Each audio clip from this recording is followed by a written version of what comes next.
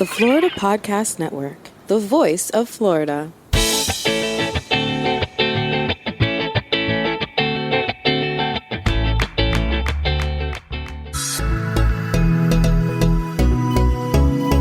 On TECHxploration, your trusted tour guides, Craig and David, will explore every corner of Florida for the latest tech and innovations emerging within our communities as an inside look ahead at Florida's future.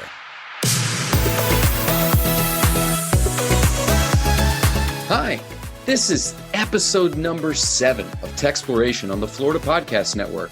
Here, we are discovering all things tech and innovation thriving under the Florida sun. I'm Craig. And I'm David, and we're from Clarity Creative Group, an Orlando-based digital marketing agency. On this episode, we're going to kick things off with a tech headline that brings BMW into the electric vehicle space. Watch out, Tesla. Then Mara Shorr of Shorr Solutions joins us to discuss how her company caters to a niche market and what helps her team work more effectively. Finally, we'll end the episode with a tech tip to help you be more efficient. Big news in tech this episode. Tesla, the leader, many would say, in electric vehicles. They affectionately call it EV. But will they remain the leader, David? BMW announced literally this week that they are in the game for a luxury, full-size, all EV vehicle. BMW, that's right, one of the most iconic brands on earth, coming in and saying, we're here and we're not going away. What does it mean? Well, I mean, it means that EV is not going anywhere, and that I think you're going to start seeing the other companies getting into the space.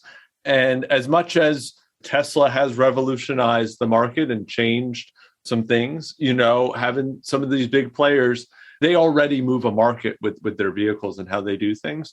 So I think it obviously just shows that they're going to take a little bit of what Tesla, has pulled in terms of like the kind of premium mid-size luxury car vehicle. This intrigues me huge because we're talking luxury for a reason. It had already been known that the Ford, the Toyota, the GM, a lot of them have already announced 2025 is a big year for a lot of their flagship line to go EV. Where this is so interesting is you hadn't had a huge luxury brand yet. And BMW is one of them. You got Mercedes that's on that same tier, and there's a few others that haven't really messed with EV.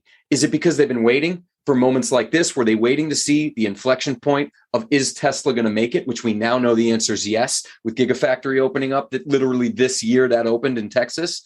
What is the reason, in your opinion, David, that BMW was ready now to put this premium? It's a high price. It's above where even the Model S is at. Model S is in the 90s. This is a $120,000 vehicle.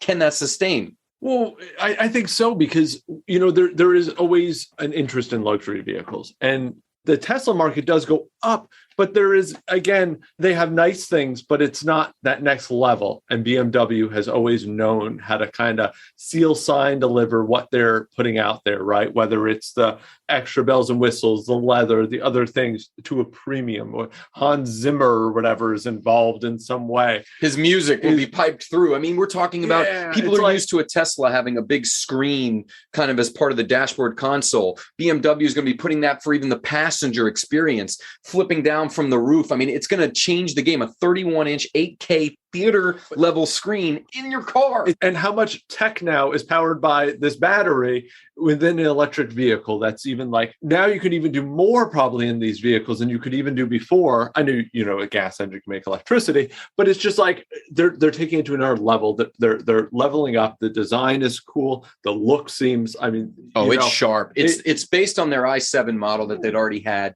BMW already mattered in the space. They know the importance right now that this isn't going anywhere.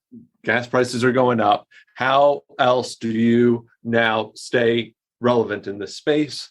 You got to get your vehicle a high end, right? Because they weren't going to come in, and they have like that small little one. Sure. But they've never had like the 4-door. I'm glad you brought that up. I'm glad you brought that up, because this is my final question to you on this topic, with BMW again dropping the gauntlet, ready to fight Tesla head to head at the premium level.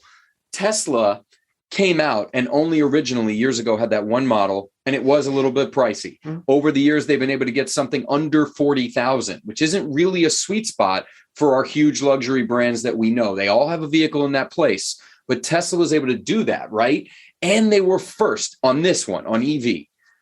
Do you think they continue to dominate market share of EV for the next decade, or some legacy brands, because that's what we have to call what BMW, what Mercedes, what Toyota, their legacy? Are they going to make a difference? Are they going to eat into what Tesla's built, or is Tesla on a rocket ship to the moon?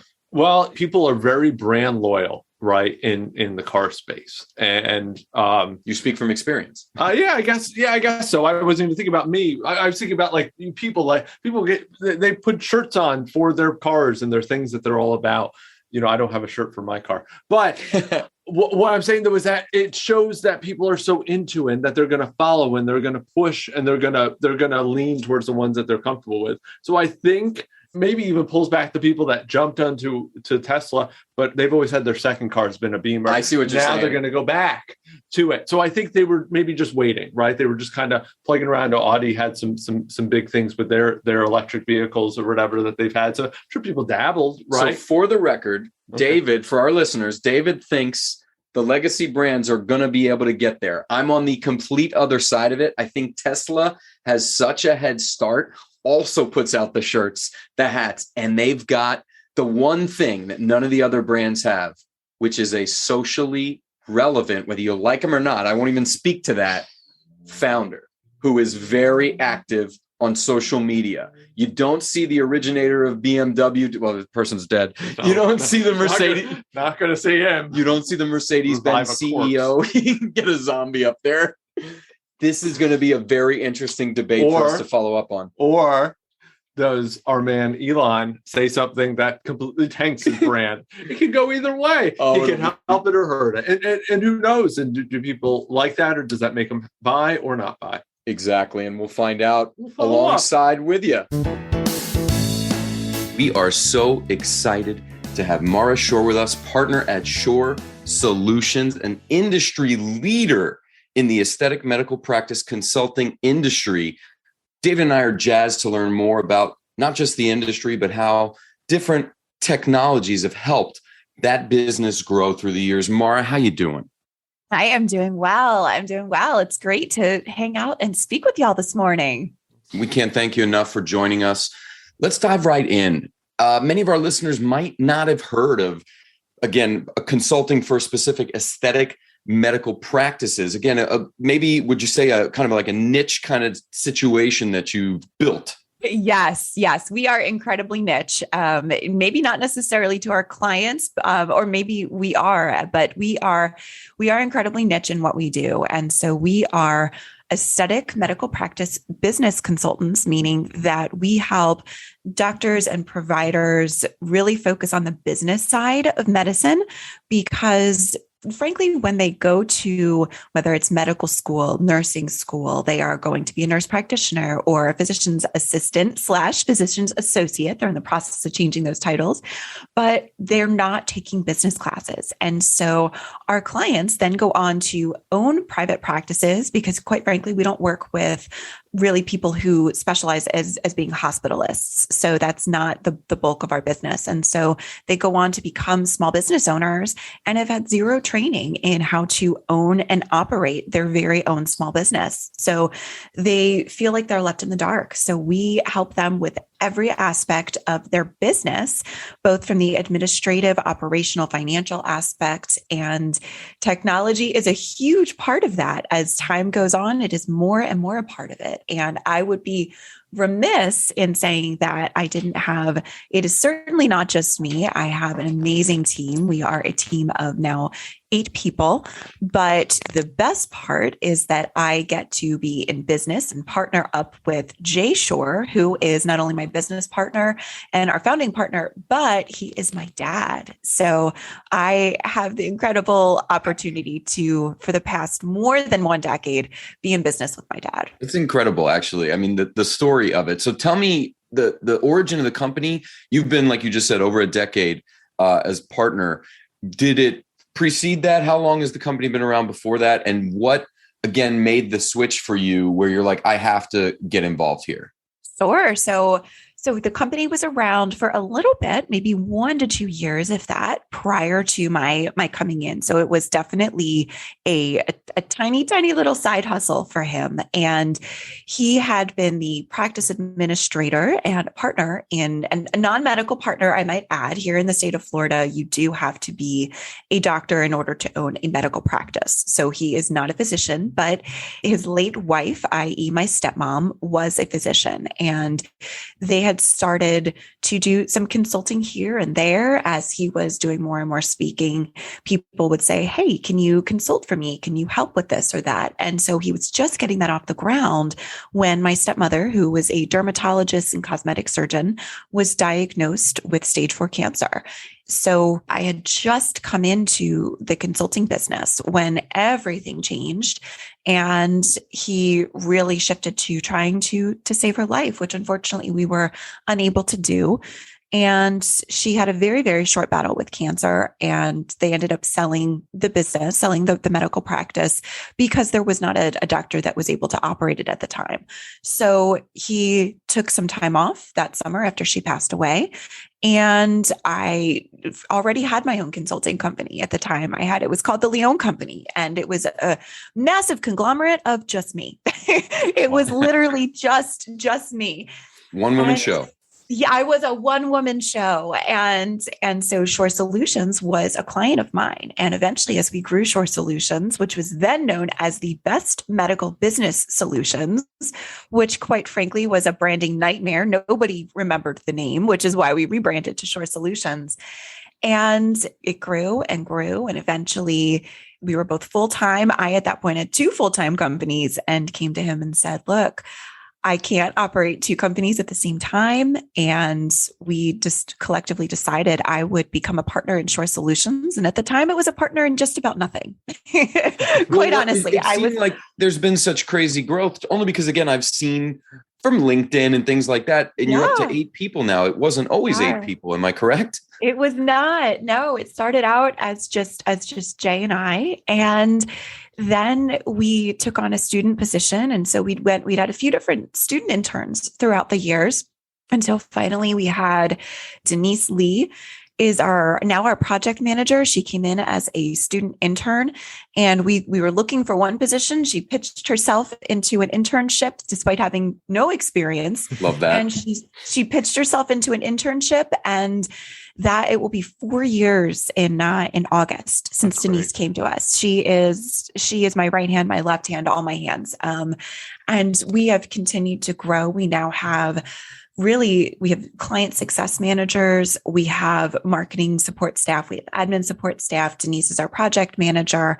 That really keeps, we joke in the company. We're like, well, in a way, we all kind of report to Denise because she keeps everybody on track. But we have clients all across the country. And as well as a few clients in Canada. Some of our team is located here in Florida, but we also have team members in Vegas, California, and Texas as well. So we are certainly growing just to meet our clients' needs, which is very diverse at this point as far as what our clients are looking for. And I love it. I truly, truly love it. Well, on that, I mean, you kind of opened the door there. So your own clients have a diverse array of needs, but then you also have to balance as a partner, your own team. So talk to me a little bit about, and this is more like self-serving. We're growing on our own kind of trajectory. It's almost very similar. It's closing in on 15 years. And now there's team members and there weren't before. So you're literally consulting, coaching, building strategies and business plans for your clients while you're also having to kind of organically cultivate your team. How do you find that balance? It changes honestly day to day as far as if I'm more in the business versus on the business, if I'm more client facing versus having back-to-back internal team member meetings. And I always refer to our team as, and you'll hear me say this again and again as far as our team. And I don't just say it, I truly believe it, that I don't have staff members, I don't have employees. We're a team, and that we all drink that Kool-Aid, if you will, because it makes such a difference as far as how we all communicate with each other and rely on each other. But our team, And especially as far as I'm concerned, I knew that if the company was going to grow, and not just necessarily internally, but if we wanted to continue to take on more clients to consult with, it could not just be myself and Jay that were client facing anymore, because the two of us can only do so much in the course of a day. Jay still very much is client facing because he has an incredibly unique, brilliant skill set. And so with him, he's very, very strong when it comes to negotiations, when it comes to financials. And as a former medical practice owner, well, as much as he could be as a former partner, he really has that day-to-day operational mindset when it comes to the practices themselves. And so Jay is so much best served being that client facing for our bigger clients and our surgical clients, because we have clients that are non-surgical as well. So our surgical clients. So Jay continues to be that person. And I tend to work on the day-to-day. I have clients that I will still sit in on meetings with them.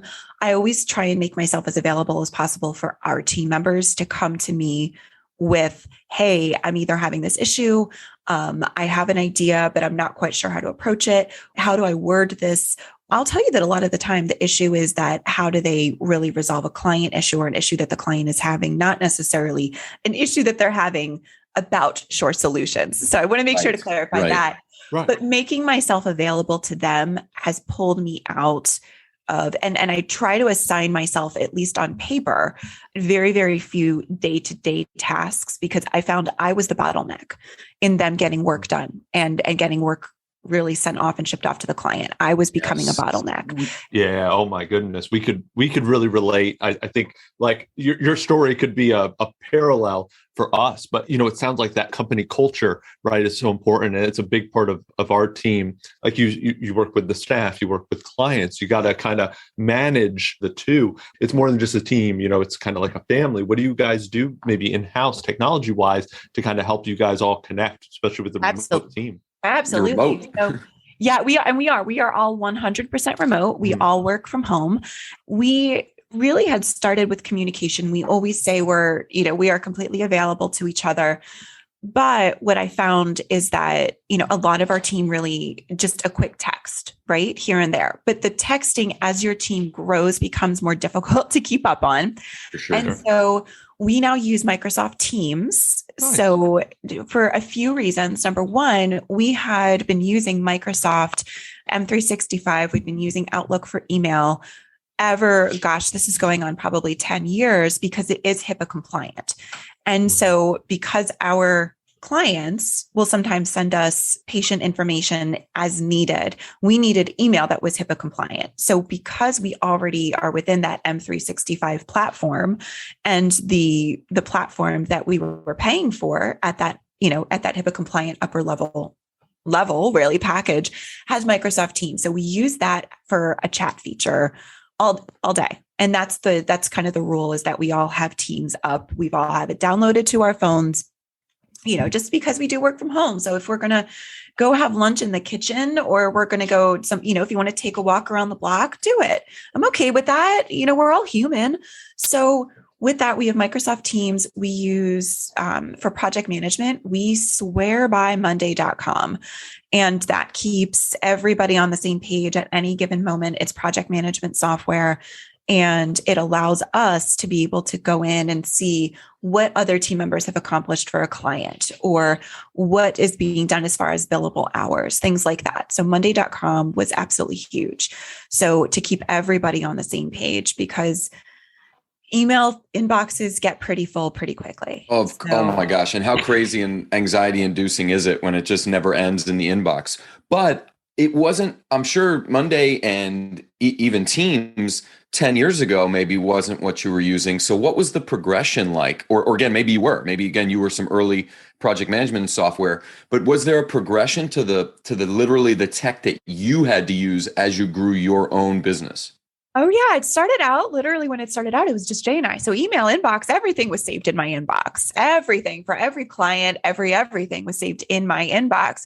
Well, fun fact, as you grow, your team doesn't have access to your inbox. So you end up repeating again and again if you're only saving things in your inbox. So we definitely realized we needed a better solution. We used High-Rise for a bit, which was Basecamp and 37 Signals is who makes that. And we just realized as we grew, we needed more. Sure. Jay was using, gosh, I forget the name. He would absolutely know, but there was a billable hours software. And the problem was the one he was using, it was meant for a freelancer, quite honestly. And it's meant for like a one-person freelancer and to track the billable hours. So when he was the only one that was doing billable hours, it was fine. But as soon as I came in, it was constantly, you had to download his version, upload my version. He would forget to do, to upload a version or download a version. And then we'd be writing over each other's copies. And then oh gosh, inevitably I would be the one that would have to spend the next 45 minutes comparing and getting things. And it became really, really frustrating. And Jay, who is absolutely wonderful, and I love him so, so very much. And he will tell you how tech savvy he is. He doesn't love technology transitions. So we really have to, whenever we transition from one piece of technology to another, it is, we'll call it a strong conversation. So I think I'm more kindred spirits with Jay, whereas David is kind of driving us forward. We had Asana, we tried other things. And before he kind of pulls me along and I'm kicking and screaming. Yes. And then inevitably we hear about his discomfort with the new technology for at least the next year, sometimes two. Oh, I love that. And I have found that in order to save our father-daughter relationship, he will really have all technology conversations with Denise, because I joke that Denise is she's the chamomile tea to my caffeinated personality. And my personality is just, it's big, it's strong. I joke I am very much my father's daughter, and hers is just calm, cool, collected, calm as a cucumber. It takes a lot to ruffle her. So we've started really directing, especially as she's grown with the company. And she's as familiar, if not more familiar, with all of the technology that our company uses to run on a day-to-day basis, because we really use a lot of software to make a small business work. And she is familiar with the ins and the outs. And if there's glitches, we figure them out together. But on a daily basis, she is the one that really could just runs with it. And she's always keeping an eye out for new software, because the software that worked, Craig, just like you said, 10 years ago, isn't going to work now. And that's always been my frustration, where David, I think, gets more excited, where, we found payroll software like Gusto or invoicing things like FreshBooks that kind of helped us. But and luckily some of those were able to stay. I don't know if you're able to share some of the ones that you found that you really love and continue. I mean, you already did with Teams and Monday, but it's kind of crazy where I'm not on the side of it. So David might have a better perspective, and certainly you. How do you find, or what are you looking for that next software that could be innovative for your business? And I'll tell you that sometimes we try them and we go, oh no, this is so not working like we thought it would. And we've reverted back. So we talk about this a lot with our team. What is it that is working for you, and what would make your life easier? And what can be automated? And what is it that could even make the process shorter? So when we're thinking about this, if scheduling, for example, is not an issue, then we don't change our scheduling software, but there are some times that we know, perfect example being that with Zoom, right? We still use Zoom for webinars when we host them. And we do use it once in a while if we find out that a client is not comfortable with Microsoft Teams for meetings, because our clients are all over the country. And what we found is that trying to have multiple team members on one Zoom platform was really a mess. We were constantly, as our company grew, we were constantly kicking each other off of meetings. Sometimes a meeting doesn't last 60 minutes, it lasts 65 minutes. And the difference between 60 minutes and 65 minutes means that, you're either going to be late to your, somebody else could be late to their meeting with a client that is just as important as the meeting that the other person is on, or we could be kicking each other off. And it led to a lot of rise in blood pressure for a bit. So we switched with Microsoft Teams. We are able to to have more than one person on calls at the same time with the same platform with different with different clients. And that really was a game changer for us. But Zoom was fine until it wasn't. And when it isn't, when that one piece of technology, all of a sudden it just doesn't work. It doesn't work when it doesn't work. David, I don't know if you find that too. Oh, yes. Oh, right. Technology can go so wrong so quickly. Yes. Even though it's like, but it's supposed to solve all my issues. Yes. Yes. And I think what's even more frustrating is when one person will say, but it works perfectly fine for me. And you go, maddening. Yes, but the rest of us are struggling with it. So we are very, very fortunate that we have some team members that are admittedly not tech savvy and other team members that are very tech savvy. And I think if you have, not every single person on your team has to be, the utmost tech savvy. Of course, unless you work for a tech company, I will say that is the caveat there. But when I'll say your average company does not need to have everybody be incredibly tech savvy, but everybody needs to know how to utilize technology. We always ask, how comfortable with technology are they when we're hiring? And even when we're hiring for our clients too. And are you willing to learn, right? Isn't that a big thing for your employees, right? Are they willing to learn and grow and evolve, right, in this ever-changing technology market? Whether it's the task management system is going to grow, it's going to change, it's going to evolve. Are you ready to take on those new features, or are you just going to use the 5 that you just started with when you brought on, that new software? Exactly. It's so true. And I will say not everybody on our team uses every piece of technology because we have several team members who don't touch the internal marketing side. Our client success managers are really focused on our clients' success, right? Obviously. So with that, they're not the ones that are posting on social on a day-to-day basis. So we're not concerned about, do they know our social media scheduling software? Do they know how to edit a podcast? Do they know how to create graphics? Do they know how to do all those things? We're not concerned about that. So they do need to know. Now, I will say that they know different sets of software because with our clients, I would say 90 to 95% of them are no longer paper chart. So, and obviously for those not in the medical field, every patient in every practice has a chart, right? And you know this from being a patient yourself, but almost everybody is now in it's called an EMR, an electronic medical records, and that's their system. So our client success managers may not know how to create graphics. They may not be super social media savvy, but they know how to utilize the EMRs. They know what data can be pulled out because our clients have really hired us so that they know we're able to help them. And if one client success manager isn't familiar with that piece of technology, they know that they can always tag in another to walk them through it. So we really focus on everybody needs to have some sort of tech savviness, but it doesn't have to be the exact same set of technology. Mara, how much did the speed enhance due to the pandemic of people having to adopt kind of going paperless, or any of the technology that you were working with your clients on specifically, like 2.5 years ago to now? Was it exponential ramp up for them, or they were already on the path to this anyway? So as far as the medical records, it's people continue to stay the course of, I would say, whatever it is that they were doing.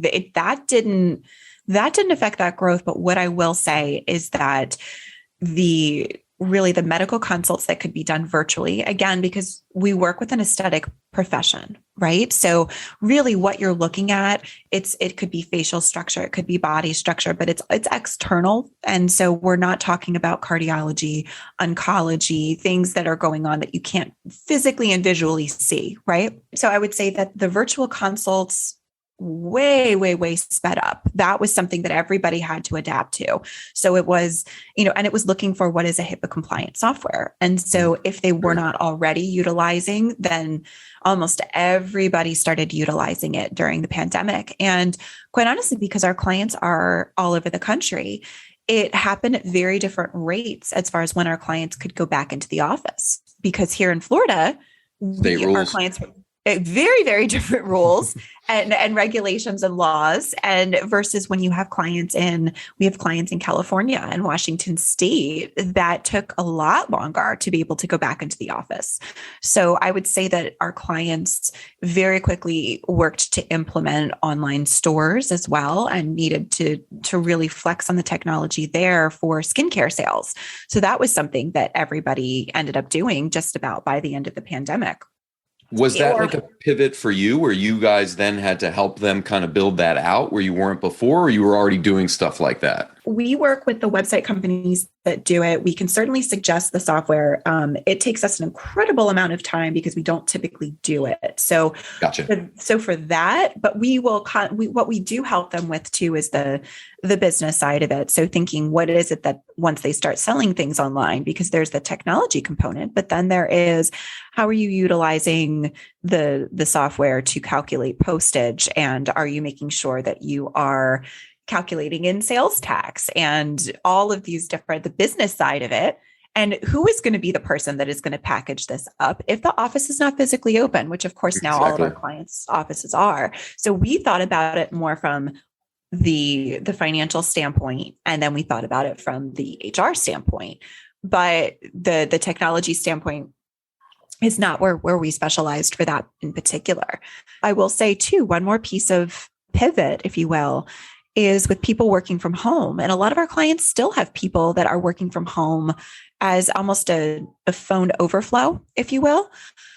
And really utilizing a lot of our clients were on phone systems that were just the same phone system that they'd had for maybe 10 years, 15 years. And now if you can have a really great VoIP phone system, but that has a lot of things based online so that you can forward to a separate physical phone where somebody is working from home. It doesn't just have to ring on that one phone in the one office. You're able to go online. You can record calls for quality control. You can see how much time somebody that's working from home is actually spending on the phone. So from a customer service standpoint, you're able to monitor it to look at, oh, wow, this person hasn't been able to get up to go to the bathroom in 5 hours. We need to hire another team member to help them. Or, well, they say that they're working, but I haven't seen them answer or make a call in 5 hours, right? So we need to look at that from an HR standpoint as well. So phone software has come a long, long way too. Absolutely. And I think, David, we've been through the same one for this many years. I don't remember. There's like Line 2 was one. I don't know if that was the first one you found or not, but I could totally have sympathy for anyone that's been dealing with it because I'm the tech deficient one where it's like my phone's ringing. I don't know if it's the right software. I don't know if it's a call coming in through this or through the app. So I think that's amazing to see the successful wielding of it on your end, where I'm, again, sometimes a bottleneck on technology for us. Now, when it comes to the actual things that got me so hyped to talk to you, big one was I see how giving you've been with information, whether it's from your podcast, Shorr Solutions, the webinars, the practice management videos available on your website. Was this always the kind of the direction where you were going to basically show people how to do this? Like if it was always the vision, how'd you get to that? And if it wasn't, what was the transition that was like, wow, I just want to teach people, like you're 50 episodes in on a podcast that you can learn how to run a business through that. I will say we had been meaning to start a podcast for a long time before we actually did. But life was busy. I was constantly traveling for work. Prior to the pandemic, I was gone probably at least half the year on weekends. And just because I speak quite a bit at conferences. And so I was not recording, I was live on stage. That's what it was. That was where my presence was, or I was live in our clients' offices. And then all of a sudden in March of 2020, that all came to a screeching halt and information was needed then more than ever before. So we just said, you know what, we are going to throw this concept of everything has to be perfect out the window, because it was, well, do we have the perfect this, the perfect that, the perfect this? And we just said, we're just going to go with it. So really with the pandemic, we did so much as far as providing knowledge to practices that really maybe weren't ready to or could not have a full, not a full time, but have a consultant in their practice, but they were struggling so deeply because of the pandemic. Everybody was struggling, but really they were feeling it so deeply. And we were home and had the opportunity. And so a lot of this was in the beginning, we are already having a lot of conversations with our colleagues. So let's start recording these because we're all having the same conversations with the same people on a daily basis. And so let's record them. And that has been a game changer. These are things that we talk about all the time. And I'm really, really proud of what we've built. For the past 2.5 years, we've had an absolutely amazing podcast producer. So by the time that this airs, she will no longer be our podcast producer. She is going on to do some other great big things. But Serena Velez, I have to say, we absolutely could not have gotten this started without her. And she is absolutely amazing. Full disclosure, she is also my niece. We are I love the family connects. Now, will you be keeping it going? I apologize. It's actually 60 episodes. I think I said 50, 60 since the beginning of the pandemic to help business owners, again, probably validate where they're at and help them get to where they're going. Is it going to continue? Absolutely. Absolutely. And we always say, we don't expect everybody to stay with us forever and ever and ever, although we hope that they will. But Serena, as she's focusing on school, she is still in school. And so as she's focusing on that and what comes next in her adventure, she is honestly, she's also a recording artist. And so we knew she was not going to be with Shorr Solutions forever and ever and ever. And the fact that we've been able to have her and have her talent for the past 2.5 years to really kickstart everything. And she's the one that I have to credit. She did the research on the equipment that was necessary to get started. She's done all of our audio editing. She and Denise have worked very, very closely as far as looking at what systems needed to be put into place. And she did all of our guest booking in the very beginning when we had guest after guest after guest. She handled all of our guest booking for us. She got everything set up. She was handling our webinars. She was, she's done the audio editing, the video editing. All of this has really been done, with Serena and Denise. And so with that, it was pretty incredible, especially when you have somebody who is majoring in music business and somebody who has taken really strong, serious courses on audio editing. To have that person be able to edit your podcast is pretty amazing. So we have a team. And so when we knew we were able to do this, we dove right in. So it's been pretty cool. It's been pretty You're cool. Obviously helping the business owners in the aesthetic industry, in the aesthetic medical industry. It's something that I think speaks to us at a level of as we're developing our own culture, right? That we want to help people know it. And I find that it brings people closer to us anyway. So, and we're not at your level. We're looking towards that. Or we started these webinars where we're just putting on topics that I think people were frustrated with. I think our upcoming one this month, for example, is online scams, where we're literally just David and I talking about it, and then we send it to all our clients and anyone that is connected with us on socials. Did you see a difference in whether it's, literally it could be just more clients, could be revenue, whatever, since April of 2020 when you started to now? Do you credit some of that with any growth? Or, just tell me what you think of those podcast episodes paired with the things you're offering for free could really help a small practice level up. But is it also helping Shorr Solutions level up? Oh, it definitely is. I would absolutely, to say that it is purely out of the goodness of our hearts would be, and I think any good business owner would see through that component, right? So I don't even pretend to say, oh no, it is certainly to provide information. Don't get me wrong. And that it honestly, between webinars and podcast episodes, that was one of the quickest ways, especially the webinars were one of the quickest ways to get information out there during the height of the pandemic, because we were getting the same questions from our clients again and again and again. And we would, at one point during the height of the pandemic, we were getting the same question from 10 different clients in the same day. By noon, we would say, you know what, we're going to have a webinar on this tonight at 6:30 p.m. Eastern. And nice. we're going to, what if we can wrangle in one of our legal colleagues, and whoever can make it great, we'll record it. We'll send it out afterwards. If you're there live, you can ask the questions, but everything was changing every 12 hours at that point. If that, it was every 5-6 hours, whatever, really. So luckily, thank goodness, not like that anymore. But what we have done is that whenever we record a podcast episode, we record it with our video on. So we then take that, so we're able to repurpose it for video. We then take the video, we upload that video to YouTube, and then put the YouTube coding onto our website. So then we have fresh content on our website. So it helps with SEO. It also allows us to, quite honestly, we really segment what that looks like in terms of content, and in terms of, or is this something that would be helpful for someone struggling with HR? Is it how, is that particular topic for somebody that's opening a new business, somebody that's looking to create their exit strategy? Really, we categorize it. And then when we're in the process of courting a new client, we specifically break down, okay, these are 3 videos or 3 podcast episodes that we think would be really helpful for you to watch before the free consult with Mara. And that's so smart.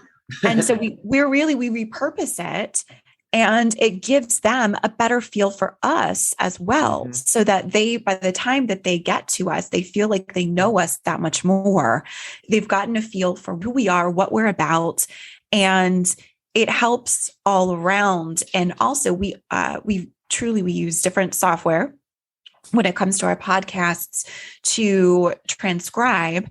And then we can create a blog post on our website, so that transcribed podcast can also go on the website, on the blog, and helps with SEO for our website. So we look at how many ways we can really repurpose one thing. There is so much that goes into it that is just, we really have it down to pretty good system. I will say, I could go on and on. I geek out over these things. We love you for it. I'm geeking out right now. I love the automation, the multiple repurposing of things, and being able to just kind of use it all around.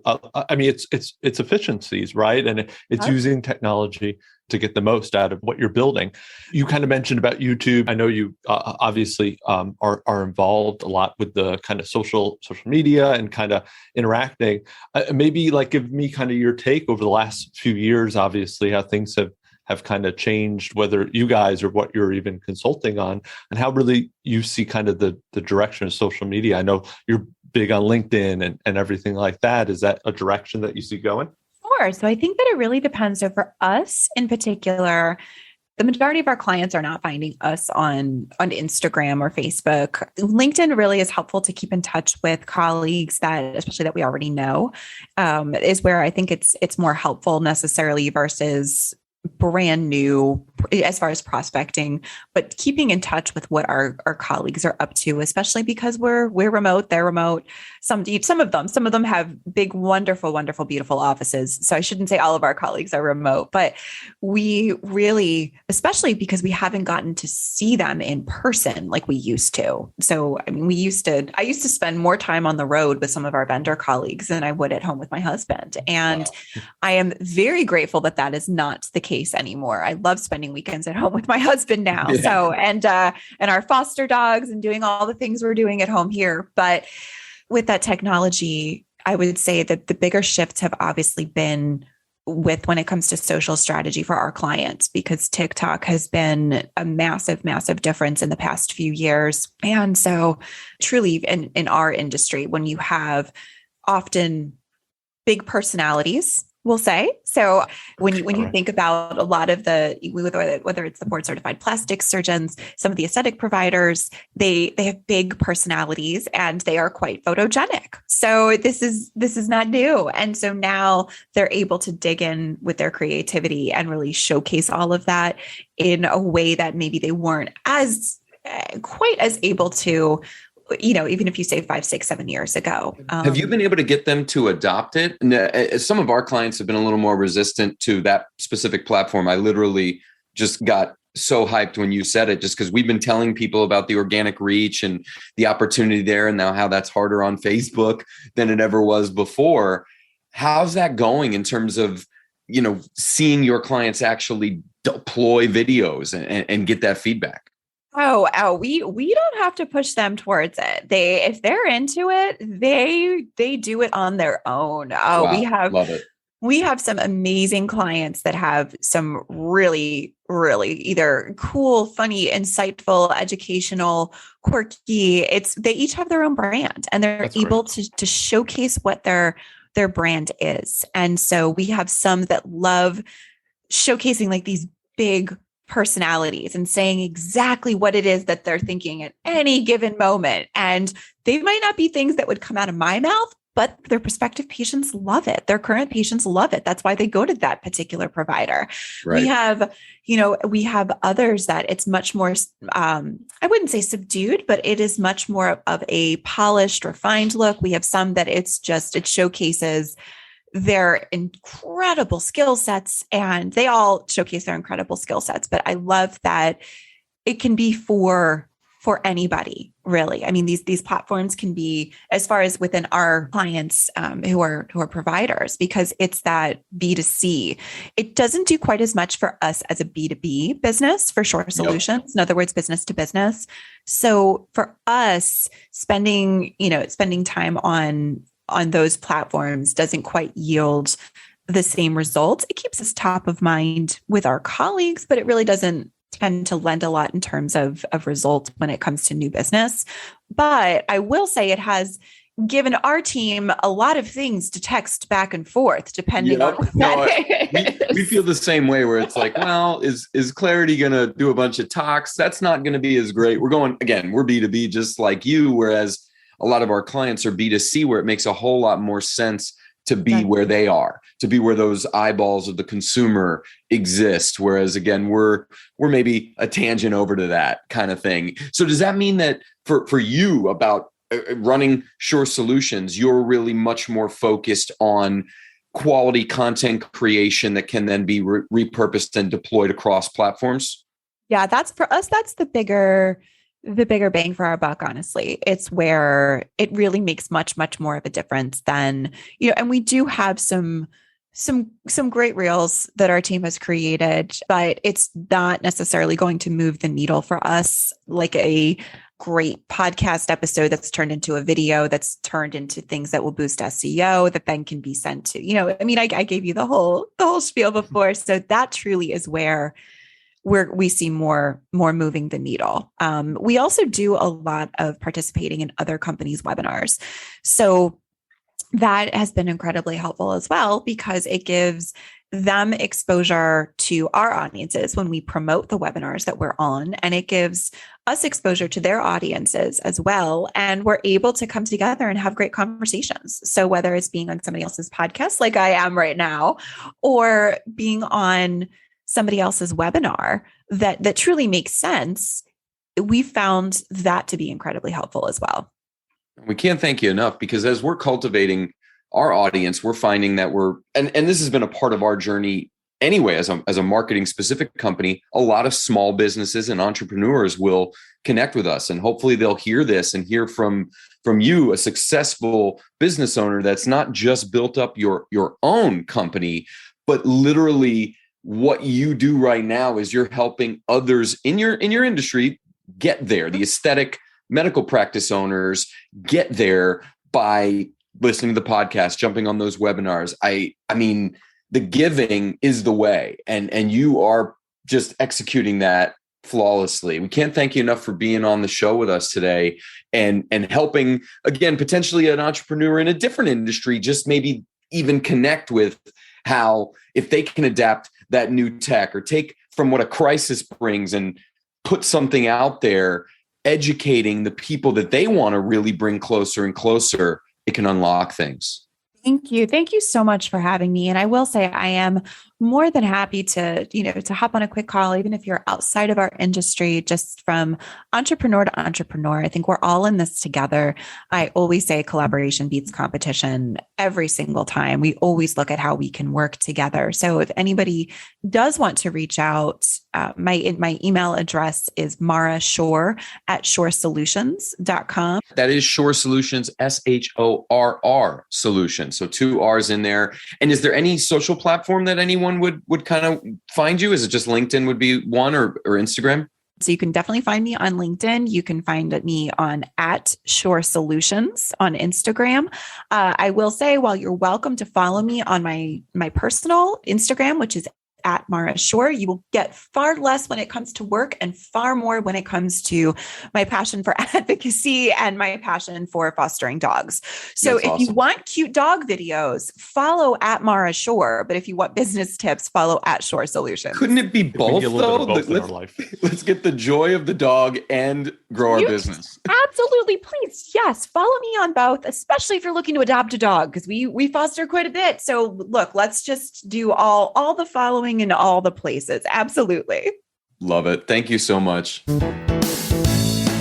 Hi, my name is Stuart Kaufman, and I'm the co-founder of Pick Cherries.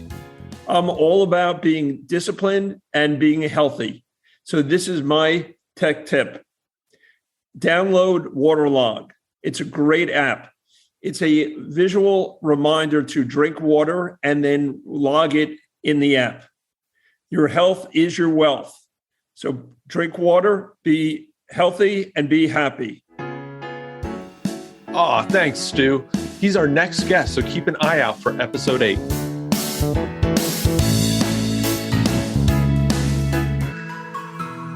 For details and show notes about today's show, go to floridapodcastnetwork.com. And we want our community of Florida enthusiasts to grow. Join in with our superfans, the FPN Insiders, on Facebook, Clubhouse, and Good Pods. Just search for FPN Insiders. And of course, find us anytime at iwantclarity.com. Big thanks to our sponsor, Flintstone Media. Be sure to visit all the great shows on the Florida Podcast Network. You can find them at floridapodcastnetwork.com. And of course, we got to close it out with our song inspired by our guest. You're beautiful, it's true. If we saw your face in a crowded place, maybe you own a medical aesthetic practice.